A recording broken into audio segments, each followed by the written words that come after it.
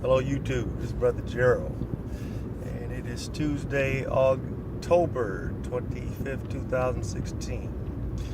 And right now I'm on my way to this theater where we did the plumbing work, and hopefully I'm going to negotiate a contract to do the electrical system as well as their HVAC.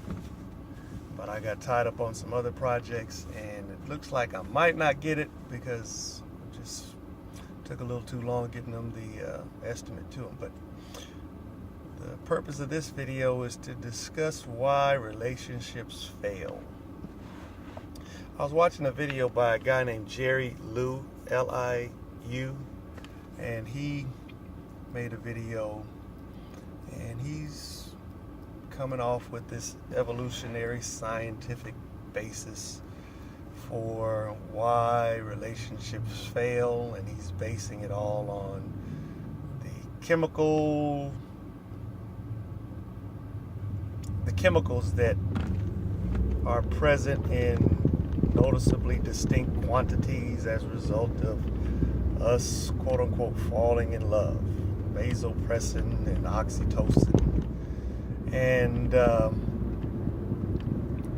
to me, the evolutionary paradigm, or at least the view that evolutionists try to present, it's very collegiate, very scholarly, but the foundation, there's no real foundation for them to say this, and their foundation is that they got to ignore so many things. They have to disavow so many things in order for them to get in a position to have this idea of evolution, because they don't tell us how life began, but we can tell you that once it got started, we were off to the races with evolution.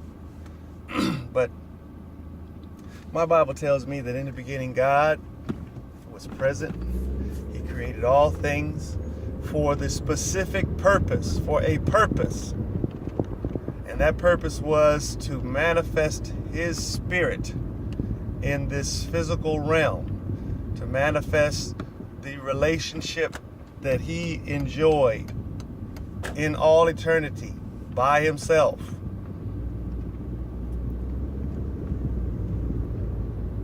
Because the essence of God, or the idea that we present about God, is that He is complete in His essence. So if God is complete in His essence, He has to be complete in being able to love.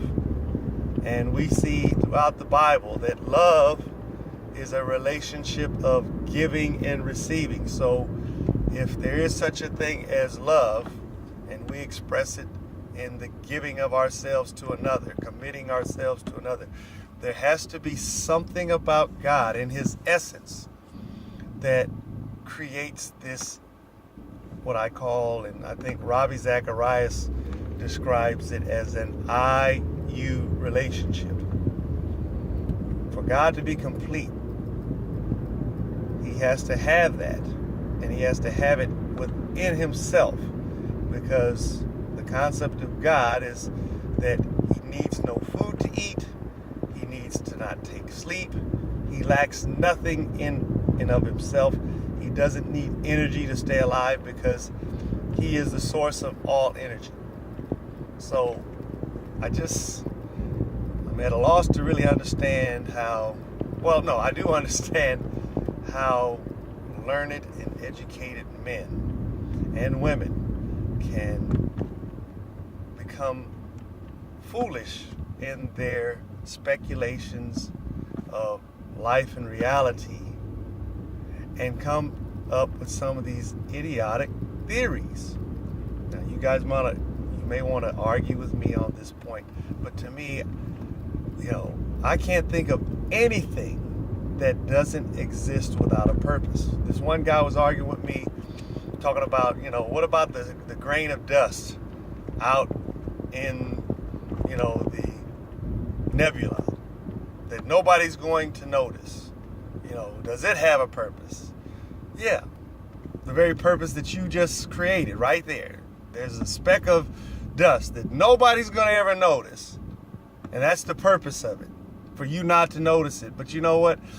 Do you have to notice everything in this world in order to understand your purpose? No, you don't. You don't even have to understand, how on Venus, that it's a molten planet. You don't have to know any interactions on this molten surface, but there's a reason why God created this planet. He created this planet to kind of offset the gravitational forces of the sun that would impact our planet, because everything affects everything else. So when we see things and we say, oh, I don't understand, or it doesn't have a purpose. Well, it may not have a purpose in terms of you existing, in terms of you having an understanding for its existence, but that's not to say that it didn't have a purpose. The very fact that it's there, to me, already implies purpose. Nothing in this physical realm exists without a purpose. Man, I can't think of anything. I mean, there was a Muslim philosopher who really pointed this out, and I was very thankful that he did. But, that's not to say that, in order for wisdom and knowledge to come forward, it has to be in that Bible. No, I didn't say that. I would say that there's a lot of things that the Bible teaches. This is our foundation. And having a foundation, we have an opportunity to grow in knowledge and wisdom of other things. But if the foundation, is raggedy, if it's not sound, then you're going to have issues. So with that, I depart. I just really hope you guys will start really thinking, because in thinking, you'll start to think clearly, and ultimately, you'll be blessed. And blessed means that things will move in a positive direction. Evolution, they said it's not moving in any particular direction, but then it starts talking about us being evolutionary superior to all these things. Well, does it have a direction? Is it non-directional? Is it negatively directed? It all depends on what point of the conversation you want to have with these people. But I would say my consistent foundation is that God created the first man and woman perfectly. We sinned, and as a result of sin, God decided to change the game. And things have gotten worse and worse, but he's gotten to a point where God says, I can redeem. I can make things right. Am I going to make things perfect? Maybe not in this world, maybe not in our current state. But he did promise that he would give us a resolution to this issue of sin, and we have to have faith and believe in it.